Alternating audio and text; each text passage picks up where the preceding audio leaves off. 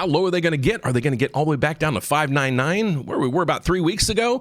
With the 11th hour of a ceasefire agreement with Iran was put in place. Since then, the stock market is rallying, oil prices are dropping, and so are mortgage rates. Okay, a ceasefire was put in place. There's hundreds of boats sitting, waiting to get through the Strait of Hormuz. Until they really start to move, I'm going to hold off right now, because once they start moving, I mean, we got this big of a drop and the ships aren't even moving yet. So what's going to go on with all of these, and as well as mortgage rates? So the first thing we want to do is we want to talk about mortgage rates. So we go over to this thing right through here. Okay, this is a bond that trades, and this is what I follow. If you see up at the top there, it says MBS. That means it's a mortgage bond. All you have to understand is that number up through there. If it's green, that's good numbers. So that means mortgage rates are coming down. They're up 37 today. Whoa. Okay, so here's what we're seeing. We're seeing this gap. Remember we talk about this a lot? Here's a gap. We closed here yesterday, and we opened all the way up here. Usually what happens, unfortunately, it fills, meaning we normally would come all the way back down to here and then kind of trade from there. Well, I don't think that's going to happen today because of the good news.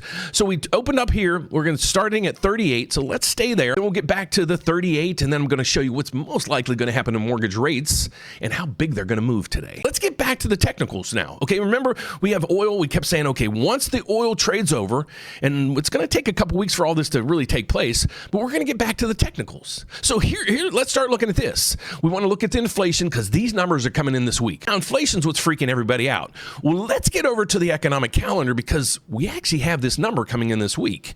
Okay, so if we go to the economic calendar on tomorrow, Thursday. So on Thursday, we're going to get a lot of pieces of the puzzle that the Fed watches. Okay, what do they watch? Jobs and inflation. Okay, so what do we have tomorrow? Well, we have jobs right down through here, initial jobless claims. We'll watch that when it comes in.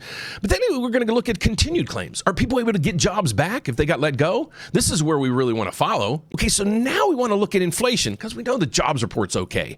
So PCE, does that look familiar? Yeah, it looks familiar because that's what the Federal Reserve monitors. Okay, so let's go over and see what analysts are expecting. So PCE, core PCE, what that means is it strips out food and energy. PCE is the personal consumption expenditure. It's how the Federal Reserve watches inflation. Okay, so tomorrow we're going to get the PCE. That's the inflation number the Federal Reserve looks at. Down through here, they're saying it's 2.8. I don't think so. I'm expecting this to go to 2.9 or 3. We'll see how that comes in tomorrow.